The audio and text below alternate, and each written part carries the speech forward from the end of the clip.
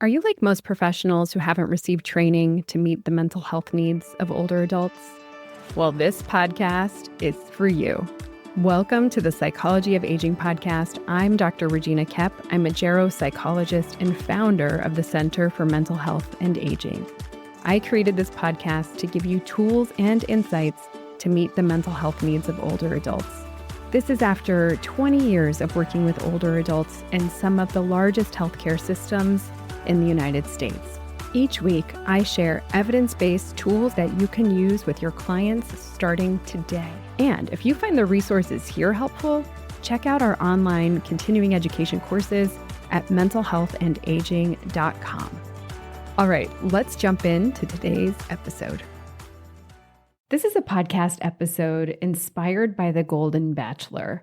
If you haven't heard of it, the Golden Bachelor was just premiered last week.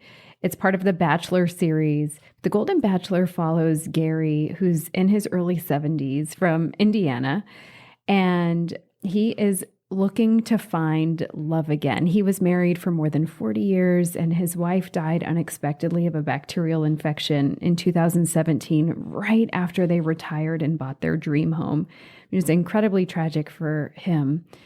In the opening of The Bachelor, which again aired last week, Gary's talks about the loss of his wife, and he was so real and honest. You could see the pain and how much it impacted him. You know, it reminds me of this concept that people have about grief, is that the grief never gets smaller when we lose somebody we love. Our life just gets bigger around it. And you could see that being true for Gary in that first episode.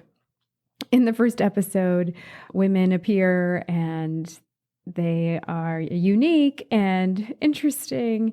Even Jimmy Kimmel's aunt is there, which was a lot of fun. I think she was my favorite part.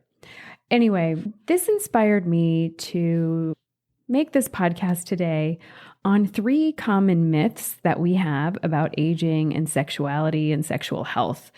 I specialize in aging and sexuality. I actually have continuing education courses on sexual health and aging. I have 1 sexual health and aging basics course for 3 continuing education units, and also have a dementia and sexual health certification program where I teach professionals how to navigate sexual expression in the context of dementia. How do we determine capacity to consent in the context of dementia?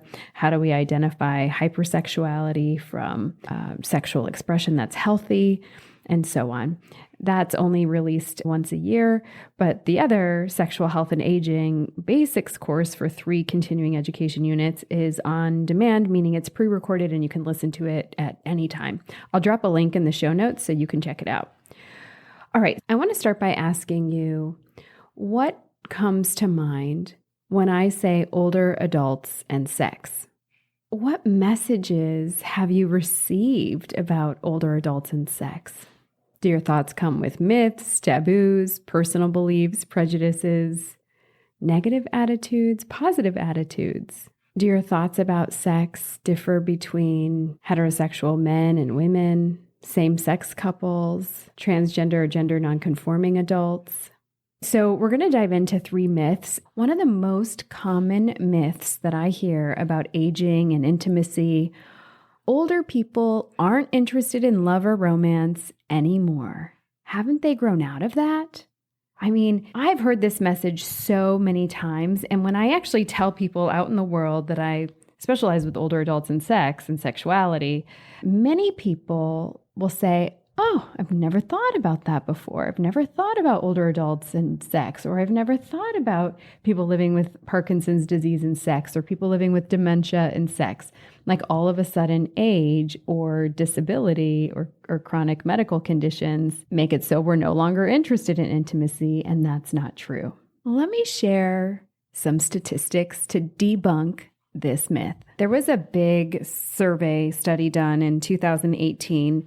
It surveyed 1,000 adults between 65 and 80, and it found that 67% of the adults surveyed remained interested in sex. 72% had a partner, and 54% were sexually active with their partner, and 73% reported being satisfied with their current sex life. And then this survey asked, how often are men and women having sex? So close to 51% of men and close to 31% of women reported being sexually active. Okay, so if that's not a myth buster, I don't know what is. All right, here's another myth for you. It's too late to find love after a certain age. What do you think?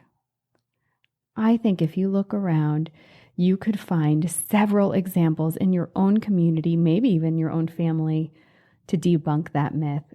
And what I love about the Golden Bachelor series, and I've only seen the first episode, but what I've loved about it is that it shows that we're never too old to pursue love. In one of my earliest podcast interviews, I interview my friend April's dad. I aired it May 2020. This is a podcast episode about Steve and Marie, who got together after each of them had been married for 50 years to other spouses, and each of their spouses died. And after some grieving time, they found each other. And it's just a beautiful story of how they found love in their late 70s. So I'm going to link to that in the show notes as well. All right, myth number 3. Physical limitations make romantic relationships challenging for seniors. All right, so this might be true for some people, but that doesn't mean they're going to stop being intimate. I did a program with the American Parkinson's Disease Association sharing 5 tips for helping couples with Parkinson's disease, which, as you might know, creates some physical limitations with tremors or muscle rigidity. And I shared 5 tips that couples with Parkinson's can use to cultivate intimacy. And I'm going to share those 5 tips with you right now. The first tip is to optimize your health. So you really want to get aligned with your medical provider and know what to expect with your condition, what symptoms are common, not common, how the medications that you might be taking might impact your physical functioning and your libido or your sex drive.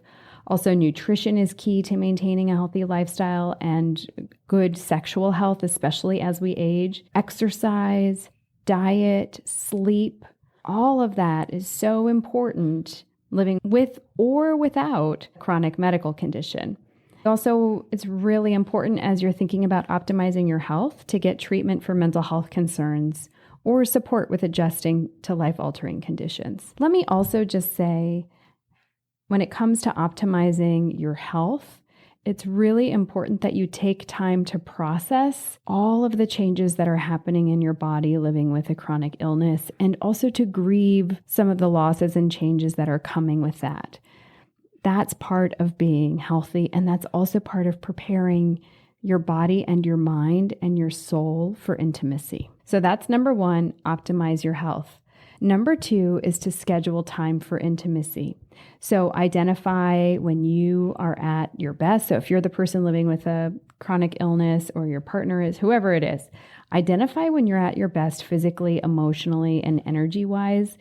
Get to know your symptom patterns, then prioritize intimacy when you're at your best, and then schedule time for intimacy. The third recommendation is to set the mood.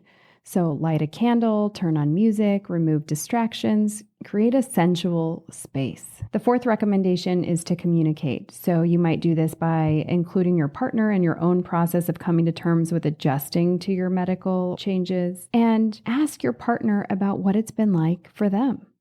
This may help each of you to manage expectations. And then to reflect on times in your relationship that you experienced the most intimacy and reminisce in detail. It can really start to get the system moving and create some momentum when you reflect on really powerful moments of intimacy between you and your partner. And the fifth recommendation for cultivating intimacy when you are living with a medical condition is to modify and experiment. What I say is adjust your sexpectations and goals. So orgasm may not be possible for you, and this is where it might actually create a loss for you. And so back to that previous point of really take the time to process and grieve some of these losses. But try to be intimate anyway. Don't take yourself too seriously. Try to have a good sense of humor about it. And that's where the processing will come in, because it's hard to have a good sense of humor when you haven't fully processed something. And get creative. Try new positions, toys, lubrication, etc. So those are 5 ways to maintain intimacy and even cultivate intimacy when living with a chronic medical condition. Like I mentioned, I did a project with the American Parkinson's Disease Association, and they put together this really cool kit called the Parkin Sex Kit. You can simply Google it, or I'll link to it in the show notes as well. All right, so there you have it. 3 common myths busted about aging and sexual health. If you want to learn more about sexual health and aging, I really encourage you to take my 3-hour continuing education course on sexual health and aging, the basics. You'll earn continuing education if you're a mental health provider, like a psychologist, social worker, etc. But it's also very helpful even if you're not a licensed mental health provider. I'll link to that in the show notes as well. I hope this episode inspires you to find love at any age. I'll see you soon for another episode of the Psychology of Aging podcast. Calling all mental health providers. Have you been feeling ineffective, stuck, or unsure of how to best help your client with memory loss? Well, it's not your fault. Most therapists haven't had any training in addressing memory loss or cognitive changes in therapy. But I got something for you. In my free 10-minute video where I walk you through 5 steps for helping your clients presenting with memory loss, you'll learn the difference between memory loss and mental health concerns for older adults and how to help. Get this free training and a bonus workbook that you can start using in your clinic today. Simply go to www.mentalhealthandaging.com/clarity to learn more. That's www.mentalhealthandaging.com/clarity, CLARITY.